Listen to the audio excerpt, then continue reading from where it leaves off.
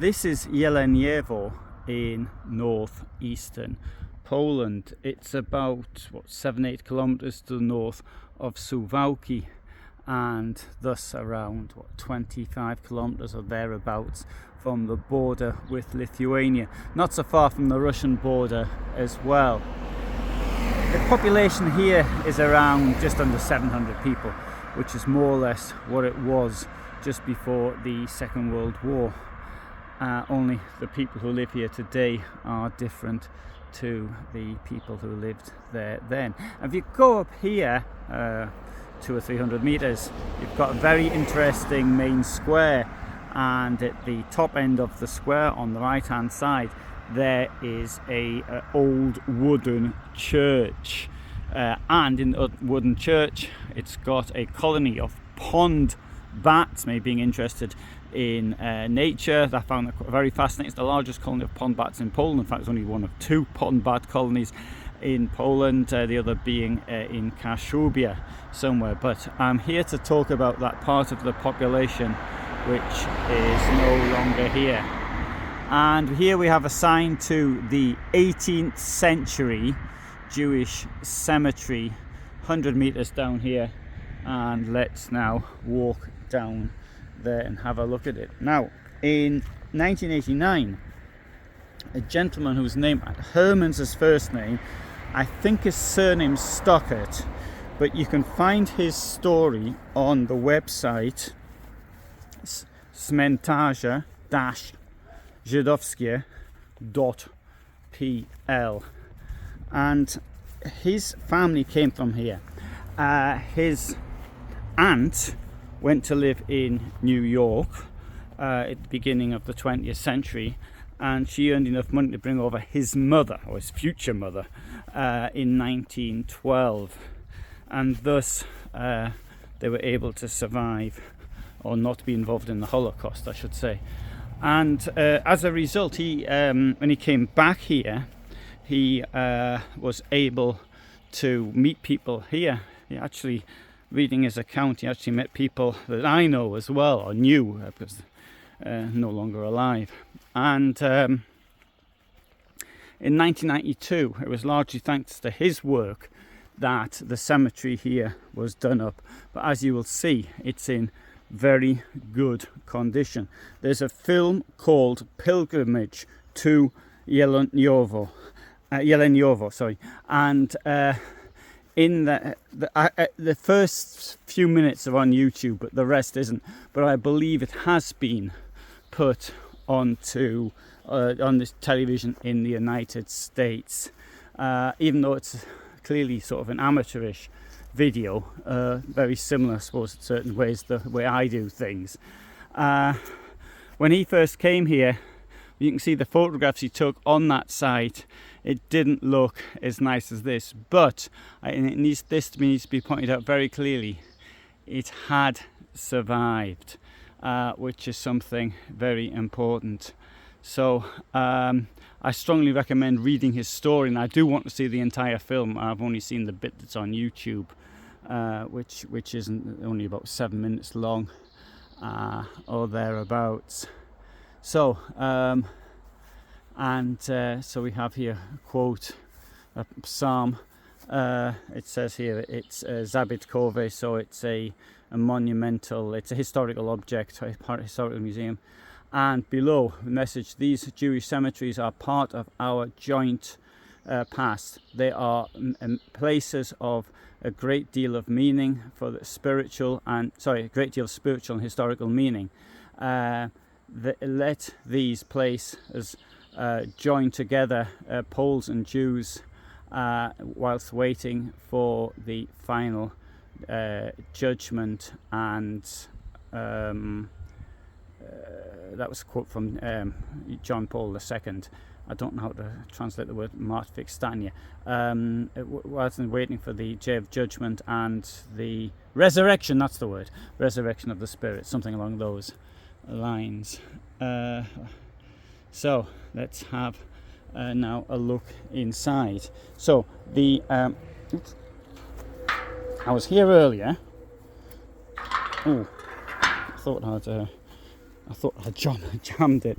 I mean, there might have been someone else here in the meantime other than me. And I'll read that one on the way out. But so anyway, so this went up here in 1992. So I'll read you. Unfortunately, I can't read the bit at the top. I'll read the bit at the bottom what I can actually read. So we remember them with love, and the memory should remain alive, and be the sacred memory of the Jews of Jeleniewo, who in this place of eternal rest is this cemetery. And can't see the word, and perhaps it says and for those that were deported to other places in the years 1939 1945, and rest in peace. Sorry, it's not very clear.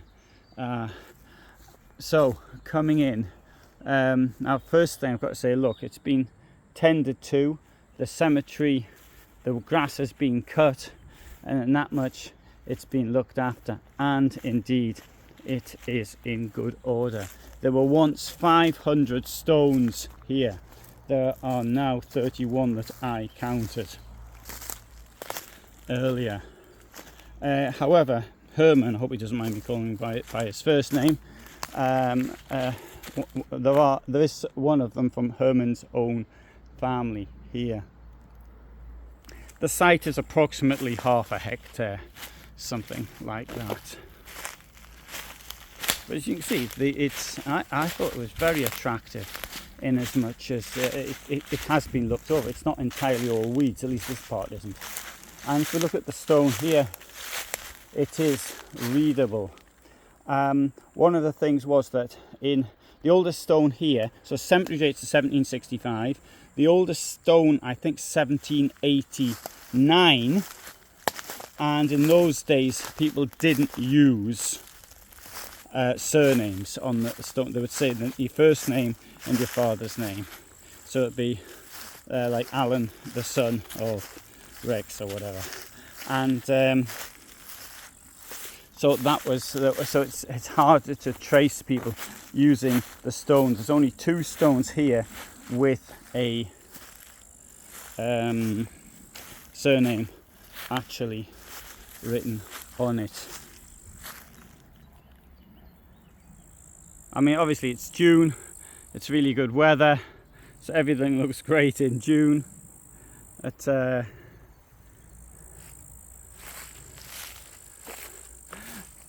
even so, I think this looks really wonderful with this view out the back.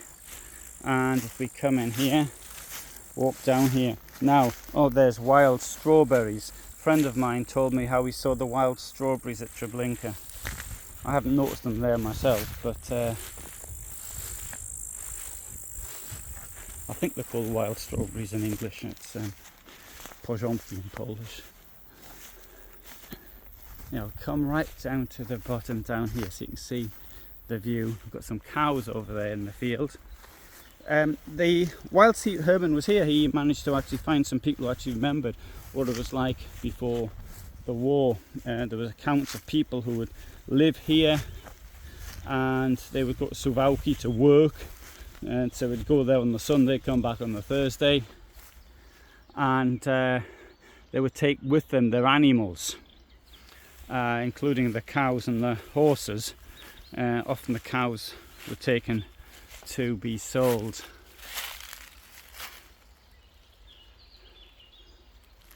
Now, in the middle of the 19th century, or 1880, even late in the middle, half the population was Jewish, but this number fell.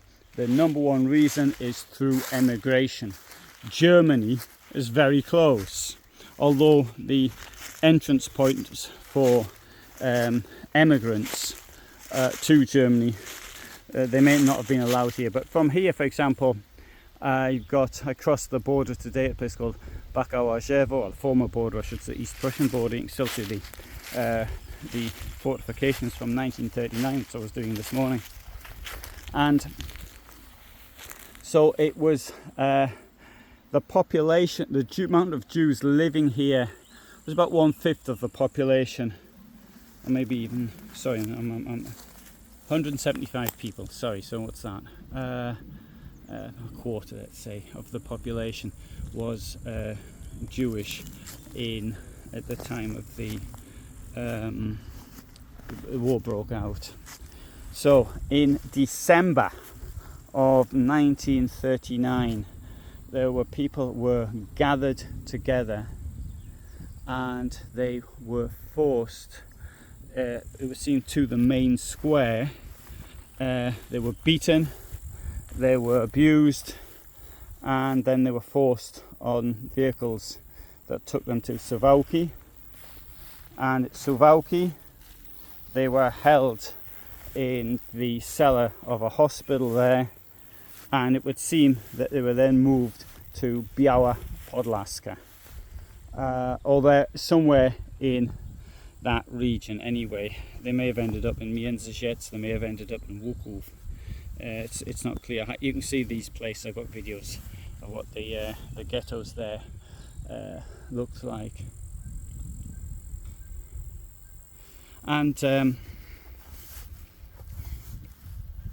there was a second roundup, and where these people were taken to is not clear. They may have been taken to Augustów, and then again once more ended up somewhere in the Lublin region.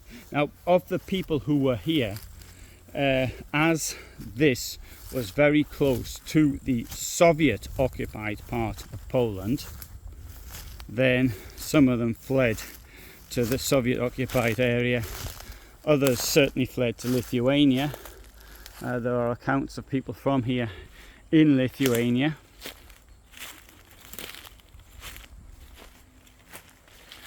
And although of course with the invasion on the Soviet Union,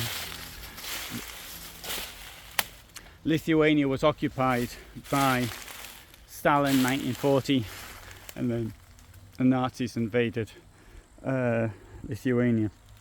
So in many cases the Holocaust took over the people then.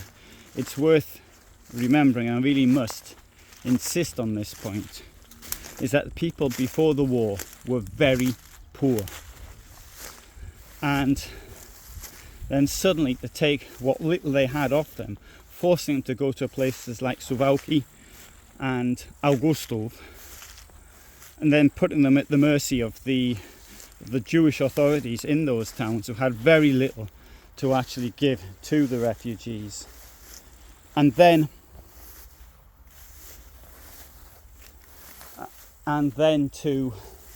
they were sent by the Nazis off to these ghettos in the Lublin region. These people had absolutely nothing. They weren't prepared for the winter in any way, but the food could only come from charitable sources, or whatever the Jewish community in these places could arrange.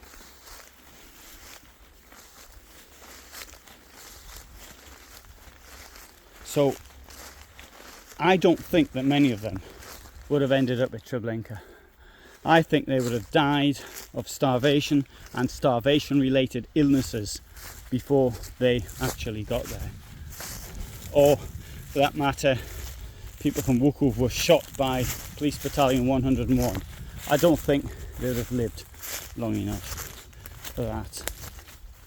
I think they would have. And this is a part of the Holocaust that's very frequently forgotten.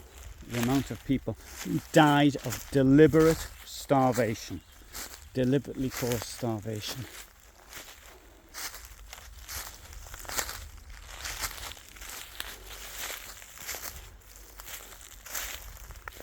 I'll tell you about the stones if I knew anything about them, but I don't. I think this one's granite. That's, unfortunately, my knowledge doesn't really extend to rocks. You can just about make out some of the letters here.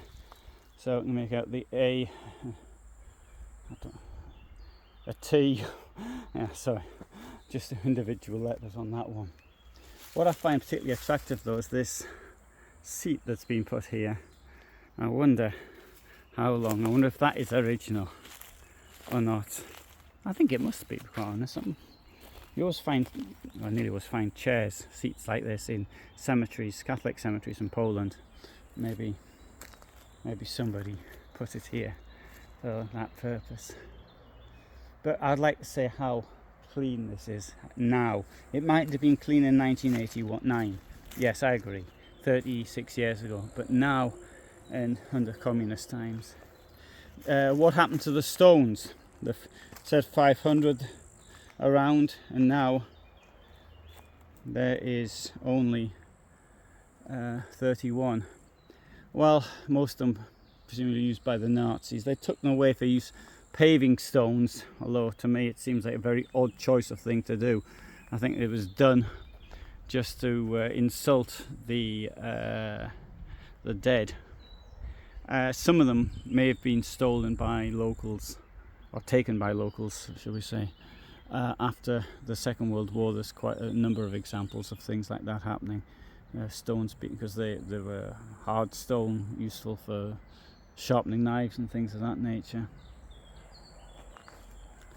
So there we have the beehives next to here. Nice to see that.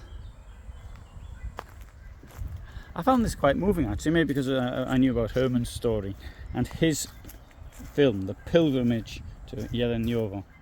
The word Jelen in Polish means deer, and I suppose the name actually comes from the sort of forests which were around here, or still are to a large extent. And I forgot to do something. I was here earlier. I thought I've got a writing book, and I'll put it in there, and so people can write their names in when they came in. I forgot to bring it. Okay, look, that's a poem by Antoni Słomczyński. If I translate it, it's not going to sound very good, but because I'm not but I'll give it a go. Maybe it'd be better if I just said it in Polish. But anyway, I'll give it a go in English. There are no longer those small towns where the tailor was a poet. The shoemaker was a poet. Sorry. Chefs is a tailor. Tailor was a poet. The watchmaker was a philosopher, and the hairdresser was played music. There are no longer those towns where biblical songs are linked by the wind with Polish songs and the Slovenian, not Slovenian, no, what do you call it? I've forgotten the word. Slavic, and Slavic żal,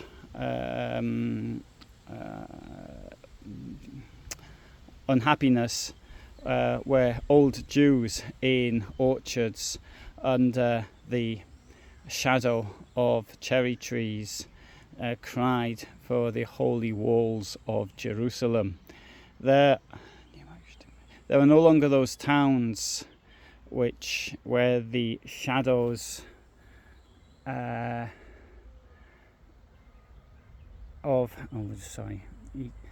the shadows could no longer mix with the words, which brings people together in brotherhood, and brings together once more two nations linked together or fed together in 100 years of suffering. Antoni Słomczyński. Sorry, I didn't do a very good job of that. I'd written it out and sort of thought about it. It would have been better, but it gives you a general idea. Jeśli my zapomnimy, kto będzie pamiętał? If we forget, who will remember?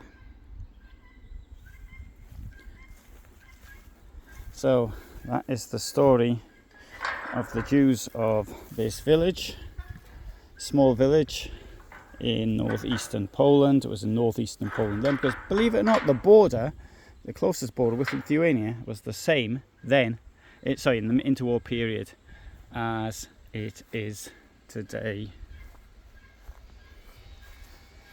So I hope you found that interesting. And had I not known the story of Herman, then for me it would have been slightly different. I'll leave links.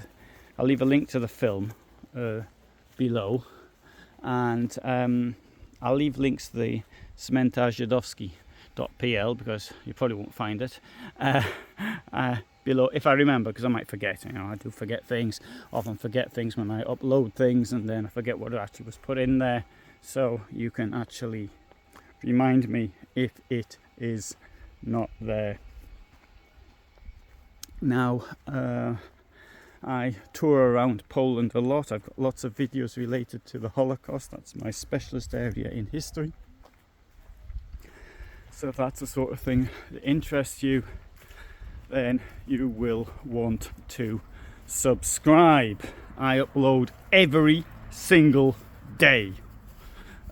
Always at the same time, 2000 hours, and usually, or nearly always, things have a premiere, and if you attend the premiere, that's your opportunity to discuss things with me and other users at the same time. If you've got anything, comments and what have you, please put them in the comments section, because I get so many private messages. Often it's the same thing repeated, so put it in the comments section, because it's now got to a stage where I just can't respond to people when they send me private things. So please put it there, and that way, even if you don't get an answer from me, you'll get an answer from somebody else. So anyway, so I hope you found it interesting. You know when I'm uploading, you know what I do, mainly stuff related to the Holocaust. Longer videos are on a Friday, always, slightly longer on a Tuesday. Other days of the week it's short videos, usually no longer than 3 minutes, and that's often referencing a longer video at that. So all the best from me in Jeleniewo on a journey which I'm now heading towards the Lithuanian border. The plan is currently not to cross it, because I think I've got to go back to Elk. But that is, I'm heading northwards. There's a nature park to 10 kilometers or so from here, and slightly to the west, and I want to go and see that. And so that's my plan for today.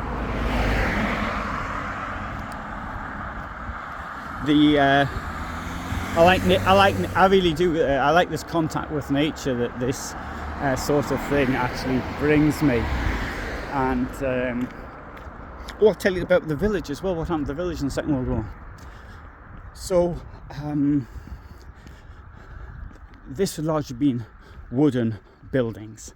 For example, we know the synagogue, where the synagogue actually stood, was in Ulica Sportowa 14, if I remember rightly. And these buildings, which were made from wood, were largely destroyed in the fighting that happened here in the autumn of 1944 as the Red Army was advancing. Unfortunately, wooden buildings do tend to burn, and that is what happened here. There are one or two wooden buildings here. I'll show you one here on the corner, which is particularly interesting, and it's right here in the market square. One of the things also I must need to point out, you get lots of information as well around here. There's a pile of stuff there. Have a look at the maps, have a look at the pictures. Where do you want to go? Jewish cemetery, there you go. There it is, number 2. Find it on the map, number 2. And so many of the buildings would have been, I think, like this. This, of course, in the main square here, so it would have been wealthier people who lived in the main square. Bear in mind, of course, that there weren't all that many people living here at the time, and this is a really important point, is it wasn't like today you'd get one house with maybe 3 people in or something. Then you could be like 10, 12 people in a house. Most houses themselves only had actually one room in them. So there's another building which I'll show you, which is up here as well. And this building, which is on the right now, which is one which was saved during the war, saved from the war, didn't burn down. It appears to be deserted now, and I hope that can survive. Notice it's got the stones at the bottom. It's been built on a stone foundation. But and anyway, here's the church. Well, there's my motorhome to start off with. And whilst we're here, we'll have a look at the church as well. Oh, so this absolutely magnificent main square here. The amount of exercise equipment is like something I have never seen before. Also, now there is a monument there, a statue to Józef Piłsudski, who was sort of the first leader of Poland after independence, 1865, I think, wasn't it? To 1935, no, it's not right, 1867 it must have been. And the Piłsudski monument was actually destroyed by the Nazis in when they came in, so that's a new one that's gone up there. And so here we have the wooden church with the colony of pond bats.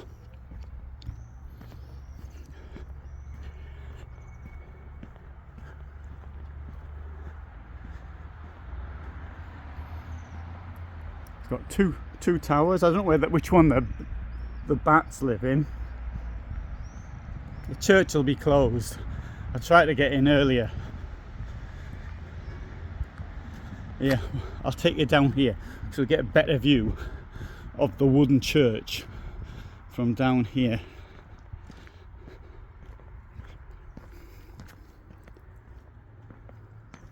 So you're getting a longer video here than it was expected. I should have called it the Jewish cemetery and the history and the wooden church. Right, so come down here. You see a lot of these shrine things in Poland, often showing John Paul II, although I've noticed that many people totally ignore his words when it's as though they don't actually understand what he said. Anyway, here's the church. There you go. Wooden church, quite impressive, really. What's impressive that it survived. The synagogue was also wooden, and there were no photographs of the synagogue that I'm aware of, but there is an account of a buildings inspection from, I think, in the 1920s, where they say that the synagogue requires certain things to be done to it to make it safe. It does note it had no building permission. Of course, in 1820s, building permits were not granted. Today, obviously, do just about anything, you need a building permit.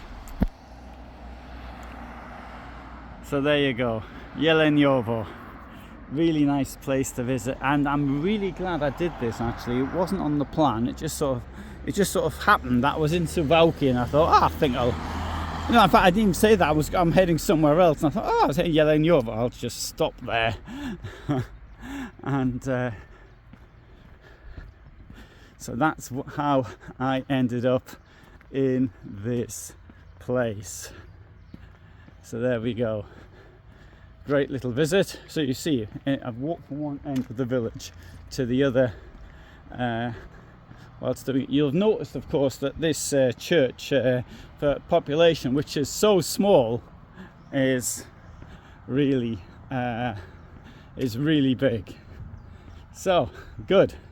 Here we are back at my motorhome, and now I shall be off to my next destination. So thanks very much for watching once more, and bye for now.